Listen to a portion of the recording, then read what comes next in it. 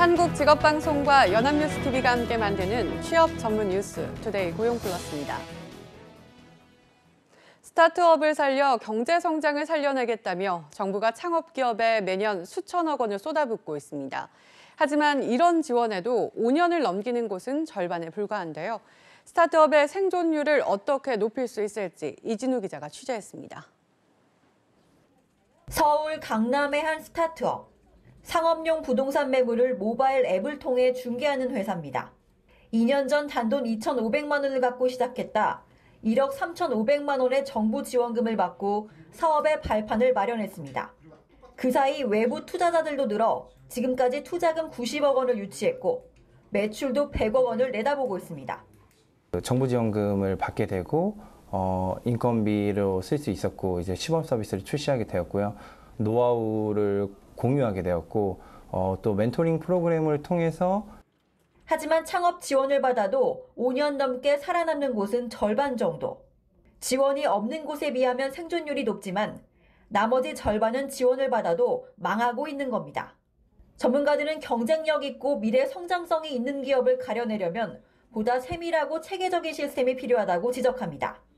상황이 좀 어려운 기업을 도와주는 식으로 복지 지출하듯이 해서는 안 된다고 보고요. 중간 점검과 평가를 통해서 그야말로 가망 있는 기업들을 잘 골라내는 능력, 그것도 그런 시스템 이런 걸 잘 갖춰야 된다. 성장 가능성 높은 곳에는 아낌없는 후속 지원이 필수라는 지적도 나옵니다.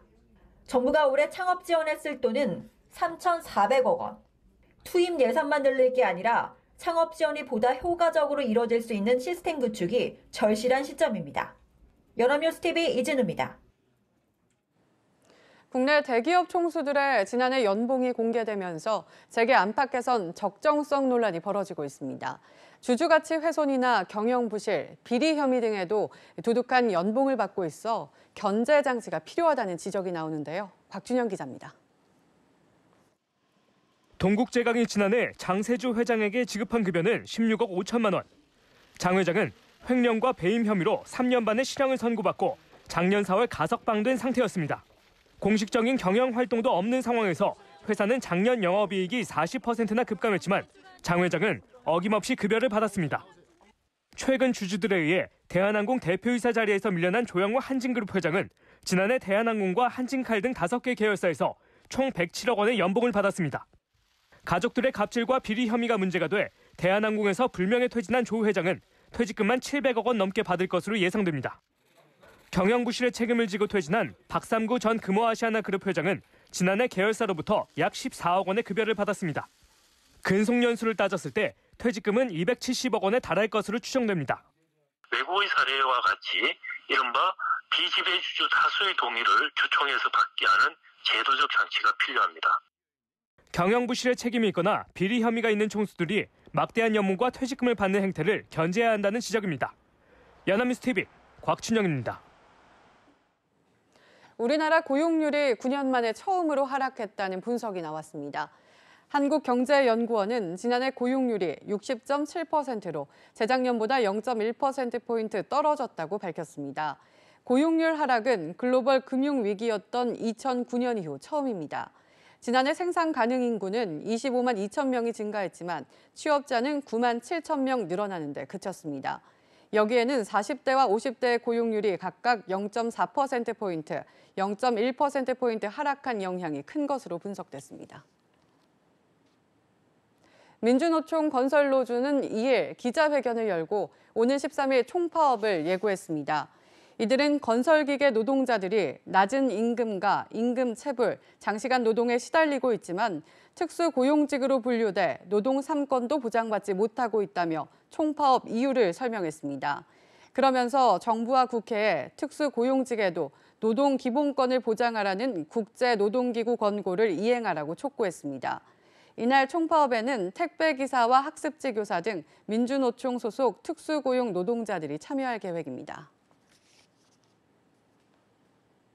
반도체값 하락과 중국의 경기 부진으로 수출이 넉 달째 줄어들었다는 소식 전해드렸는데요. 하지만 수출이 처한 위기는 이것만이 아닙니다. 각국의 불경기에 보호 무역주의가 확산하면서 악화한 국제통상 환경에 더 큰 타격을 받을 가능성까지 대두하고 있기 때문입니다. 한상용 기자입니다. 넉 달째 이어진 수출 감소세에 더해 국제통상 환경에 낀 먹구름까지 더 짙어졌습니다. 보호무역 확산 탓에 세계 각지에서 통상 분쟁이 일고 있는 겁니다. 당장 유럽연합, EU가 한국산을 포함한 수입산 철강에 세이프가드, 즉 긴급 수입 제한에 나서자 정부도 맞대응에 들어갔습니다. 한국산 철강 수입이 제한되면 세계무역기구 WTO 세이프가드 협정에 근거해 관세가 없거나 낮은 EU산 제품에 약 5,700만 유로의 관세를 물리겠다고 WTO에 통보한 겁니다. 우리 업계의 피해에 상응하는 보상을 EU가 거부한 데 따른 조치입니다. EU는 미국의 과도한 철강 수입 규제에 세이프가드가 불가피하다지만 문제는 보호무역주의 확산으로 다른 주력 품목의 수출길도 더 좁아질 수밖에 없다는 점입니다. 보호무역주의 강화와 통상 분쟁 심화로 우리 기업들은 과거에 경험하지 못한 새로운 리스크에 직면하고 있습니다. 안보가 위협받는다며 수입차에 최대 25%의 관세를 물릴 수 있도록 한 미국의 무역 확장법 232조가 대표적입니다. 정부와 업계의 노력에도 실제 관세가 부과되면 무역 수지가 최대 11조 원 악화할 수 있다는 추정까지 나옵니다. 구조개혁도 열심히 해나가야 되겠지만 대외 통상 환경, 특히 그 어떤 통상 로드맵을 좀 만들어가지고 우리 민관이 같이 이렇게 협력을 해가면서 이 어려운 난관. 주력 산업의 경쟁력이 갈수록 떨어진다는 평가 속에 국제 통상의 파도는 갈수록 거세지고 있습니다. 연합뉴스TV 한상용입니다. 국채처럼 직접 빌린 돈에 앞으로 부담해야 할 부분까지 다 더한 우리나라의 빚 얼마나 될까요? 재작년 1,500조 원대였던 것이 1년 만에 120조 원 넘게 늘어 지난해 1,700조 원 턱 밑까지 치솟았습니다. 공무원, 군인연금 미래부담액이 급증한 탓이었습니다. 소재영 기자입니다. 국가부채는 국가가 직접 진 빚인 국가채무에 연금처럼 미래 지출을 대비해야 하는 부분을 더한 것입니다. 그런데 이 국가부채가 지난해 말 기준 1,682조 7천억 원, 1년 사이 127조 원가량 늘었습니다. 역대 최대 규모입니다. 급증의 가장 큰 원인은 공무원과 군인연금 충당 부채 증가였습니다. 지난해 말 기준 939조 9천억 원으로 전체 부채의 56%에 달한 겁니다. 미래의 빚을 지금 기준으로 따져보려면 앞으로 부담할 돈으로 금리를 할인해야 하는데 저금리로 할인율이 낮아지니 환산 금액은 커지고 공무원 근속기간도 늘었기 때문입니다. 이러다 보니 국가자산은 61조 원밖에 늘지 않았는데 빚 증가액이 2배가 넘어 자산에서 부채를 뺀 국가 순자산, 기업재무제표로 보면 자기자본에 해당하는 부분이 다시 400조 원대로 내려앉았습니다. 다만 국채 발행액처럼 국가가 직접 진 빚, 국가 채무는 증가율이 이보다 낮아 680조 7천억 원을 기록했습니다. 국가 채무는 전년 대비해서 20조 5천억이 증가를 했습니다. GDP 대비해서는 30%대 수준을 유지하고 있고 09년 이후로는 가장 낮은 증가율을 보이고 있습니다. 한편 지난해 정부 세입에서 세출을 뺀 세계 잉여금은 13조 2천억 원. 하지만 현재 논의 중인 추경에 쓸 수 있는 돈은 692억 원에 불과해 대규모 국채 발행이 불가피할 전망입니다. 연합뉴스TV 소재영입니다. 컴퓨터로 스마트폰으로 자기들 말만 믿으면 돈 번다고 광고하는 주식 투자 정보 서비스 참 많습니다. 여기에 의존하는 분들도 많죠. 그런데 알려주는 대로 따라했다 손해를 봤는데 막상 계약 해지도 안 돼 이중으로 피해보는 분들, 특히 중장년을 중심으로 급증하고 있습니다. 조성음 기자입니다. 지난해 550만 원이 넘는 계약금을 주고 한 주식 투자 정보 서비스를 이용했던 65살 박성열 씨. 따라하면 돈을 번다던 말과 달리 3천만 원 가까운 손실을 봤습니다. 계약을 해지하려고 업체에 연락했지만 남은 이용료를 되돌려받기는커녕 연락도 잘 되지 않았습니다. 한 6개월 지나서 8월 달인가 내가 그만둔다. 내가 그랬거든. 내 돈을 돌려다오. 또 전화도 안 받고 연락도 안 주는 거야. 아무것도 안 해요. 지난해 소비자원에 접수된 주식 투자 정보 서비스 관련 상담은 7,625건, 재작년에 4배 이상으로 급증했습니다. 피해 구제 신청 1,621건 중 95% 이상이 계약 해지가 안 된다는 것이었습니다. 손실을 입어 계약 해지를 요구하면 과도한 위약금을 요구하거나 계약금 환급을 미루고 거부하는 식입니다. 특히 피해자 과반이 퇴직을 앞뒀거나 퇴직한 50대 이상이었습니다. 노후 대비 자산이 못 믿을 정보와 막무가내식 환불 거부에 날아가 버린 겁니다. 피해를 막으려면 이들 업체가 주장하는 높은 수익률을 일단 의심해보는 게 우선입니다. 사업자들이 높은 수익률을 제시하면서 계약을 권유를 하는데 이런데 이제 충동적으로 계약을 안 해야 되겠고요. 또 대금 결제는 신용카드 할부로 하고 해지 요청 시 증거 자료를 남겨둬야 분쟁 시 유리합니다. 연합뉴스 TV 조성음입니다. 정부와 지방자치단체가 산정하는 주택 공시가격이 제각각이어서 논란이 벌어지고 있습니다. 주택 소유자들은 내 집의 공시가격이 어떻게 산정되는지 알 수 없는데요. 어떤 문제가 있는지 이재욱 기자가 알아봤습니다. 서울 성동구 옥수동의 한 아파트. 올해 공시가격 결정 기준일 1월 1일 직전인 지난해 12월 이 아파트 전용 면적 148제곱미터는 13억 8천만 원에 거래됐습니다. 올해 정부가 매긴 이 아파트 공시가격은 8억 7,200만 원, 시세 반영률은 63.2%. 도로 하나를 사이에 두고 마주한 옥수동 다른 단지의 전용 면적 84제곱미터는 지난해 12월 8억 5천만 원에 팔렸습니다. 올해 이 아파트 공시가격은 4억 9,600만 원, 시세 반영률은 58.4%로 바로 옆 아파트 단지와 5%포인트 가까이 차이가 납니다. 이처럼 들쑥날쑥한 공시가격의 산정 근거를 밝히라고 한 시민단체가 정보공개 청구를 했지만 정부는 내부 검토 과정에서 활용되는 자료라는 이유로 거부했습니다.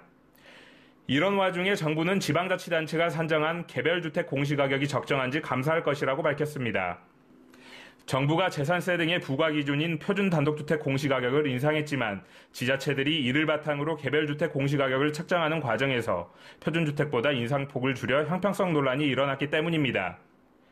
정부와 지자체가 산정한 공시가격이 모두 제각각인데다 산정 방식이 투명하게 공개되지 않아 논란이 끊이지 않는 상황. 정부가 단독주택과 공동주택의 차이에 대해서조차도 설명을 하고 있지 못하기 때문에 공시가격 산출 근거를 명확하게 제시하는 것이 지금의 논란을 담을 수 있지 않을까 그렇게 생각됩니다. 공시가격 산정의 투명성을 확보하지 않은 한 논란은 계속될 것으로 보입니다. 연합뉴스 TV 이재욱입니다.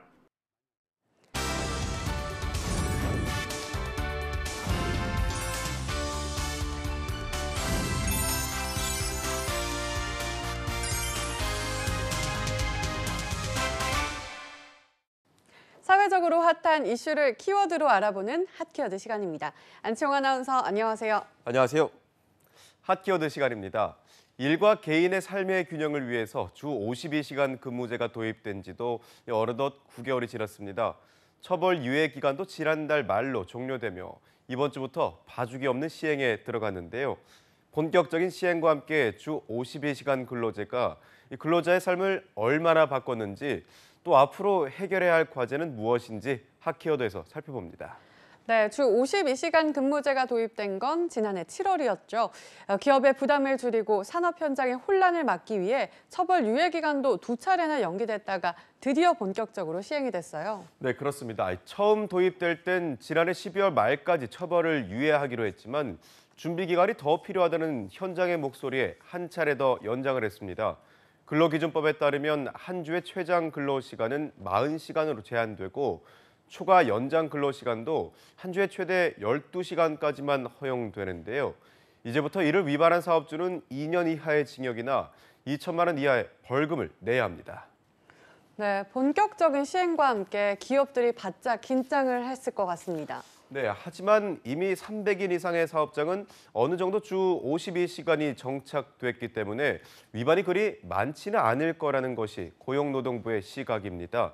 고용부가 지난해 9월부터 11월까지 장시간 노동사업자 중 감독 대상 392곳을 점검한 결과 근로시간 위반이 적발된 건 79개소였는데요.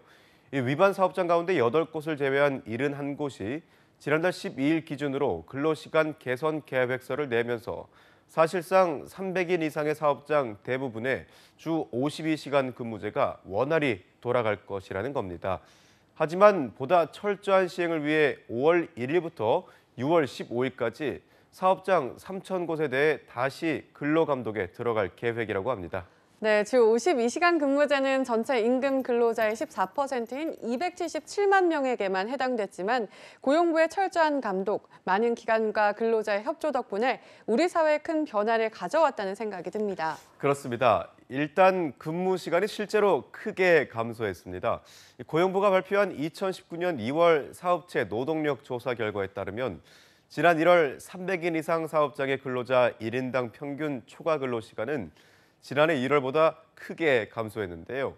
근무 시간 감소폭이 가장 큰 음료 제조업의 경우는 초과 근로 시간이 26.8시간으로 지난해 같은 기간보다 13.7시간이 줄었다고 합니다. 이 밖에도 식료품 제조업은 13.4시간, 고무 플라스틱 제품 제조업은 12.1시간, 비금속 광물 제품 제조업은 5.9시간, 금속 가공 제품 제조업은 3.2시간이 줄었는데요. 뿐만 아니라 사업장 전체를 놓고 봤을 때도 근로시간이 전반적으로 감소했습니다. 이로 인해 근로자들의 여가 활동도 크게 늘어나며 근로자 전체에 대한 워라밸 문화 정착도 시간 문제일 것이라는 긍정적인 전망이 나오고 있습니다. 네, 뿐만 아니라 주 52시간 근무제를 보다 긍정적으로 바라보는 시각에선 일자리 창출이나 업무의 효율성 면에서도 큰 기여를 할 것이라고 예상을 하고 있잖아요. 네, 그렇습니다. 한국노동연구원은 지난해 근로시간 단축으로 신규 채용이 최대 17만 8천 명까지 늘어날 것이라고 전망했는데요. 뿐만 아니라 근로시간이 1% 줄어들면 산업재해를 역시 3.7%가 줄어들고 일주일에 근로시간이 1% 감소하면 노동 생산성도 0.79%가 높아진다는 연구 결과를 발표했습니다. 근로시간이 줄어들면 그만큼 업무 집중도와 효율성이 높아지면서 재해율은 낮아지고 생산성은 높아진다는 뜻이죠. 네, 앞으로 주 52시간 근무제가 전반적으로 확대되면 그만큼 보다 업무와 삶의 균형은 물론 일의 효율도 높아지는 긍정적인 효과들이 일어날 것 같습니다. 네, 하지만 여전히 산적한 과제들도 많습니다. 가장 큰 문제가 바로 탄력 근로제인데요. 핫키워드에서 다룬 적 있지만 탄력 근로제는 특정 기간의 근로시간을 연장하는 대신 다른 기간의 근로시간을 단축시켜서 평균 근로시간을 주 40시간으로 맞추는 제도입니다. 특히 IT나 R&D 업종처럼 작업이 특정 기간에 몰려있는 업종의 경우 이와 같은 탄력 근로제의 도입을 적극 주장했는데요. 하지만 이 탄력 근로제에 대한 기간을 얼마로 둘 것인가에 대한 논의는 국회에서 여전히 진통을 겪고 있습니다. 이 때문에 300인 이상 사업장이라도 탄력 근로제를 도입할 계획이 있는 기업이라면 탄력 근로제 단위 기간 확대 방침을 담은 근로기준법 개정안이 시행되기 전까진 처벌을 계속 유예한다는 방침입니다. 네, 탄력 근로제는 주 52시간에 걸려있는 사안 중 노사정 간에 가장 첨예하게 대립하고 있는 사안이죠. 경영계에서는 탄력 근로제가 제대로 시행되기 위해서 단위 기간이 1년으로 늘어날 필요가 있다고 주장하는 반면 노동계에서는 실질적인 노동시간이 늘어나고 임금 보전이 제대로 되지 않을 수 있기 때문에 탄력 근로제 연장을 반대하는 입장이잖아요. 국회에서 표류 중인 이유 역시 양측의 주장이 팽팽하게 맞서고 있기 때문이고요. 네, 이 때문에 노사 간에 보다 원활한 합의가 필요한 상황인데요. 문제는 노사 간의 조율만 해결되면 끝나는 게 아니라는 겁니다. 중소기업 역시 주 52시간 근로제에 대한 부담을 피력하고 있는 상황인데요. 중소기업은 대기업이나 공공기관의 하청을 받아 일을 하는 경우가 많습니다. 이 때문에 납기일을 맞추기 위해 야근을 하는 경우가 현재도 빈번한데요. 그런데 주 52시간이 확대 적용되면 납기일은 예전과 동일한데 근로시간은 더 이상 늘릴 수 없으니 추가로 인원을 고용하며 인건비도 함께 늘어난다는 겁니다. 물론 일자리 창출엔 도움이 되겠지만 문제는 납기 단가가 예전과 동일하니 기업의 부담이 가중될 수밖에 없다는 건데요. 중소기업 중앙회에 따르면 주 52시간 근무제 시행으로 중소기업체별로 평균 6.1명의 인력이 부족하고 근로자 임금은 월 평균 27만 1,000원이 감소할 것으로 전망했는데요. 이 때문에 업종별 또 규모별 특성에 맞는 맞춤형 대책이 시급하다는 지적이 잇따르고 있습니다. 네, 주 52시간 근무 시대가 마침내 본격적으로 문을 열었습니다.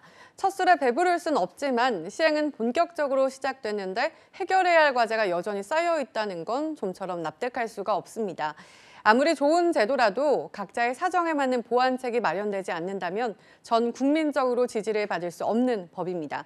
하루빨리 맞춤형 대책이 나와 모든 이들에게 주 52시간 근무제가 환영받을 수 있는 진정한 주 52시간 근무 시대가 올 수 있길 희망해 보겠습니다. 지금까지 핫키워드 안치홍 아나운서였습니다. 고맙습니다. 고맙습니다. 지금까지 투데이 고용 플러스였습니다. 오늘 저희가 준비한 내용은 여기까지입니다. 함께해 주신 여러분 고맙습니다.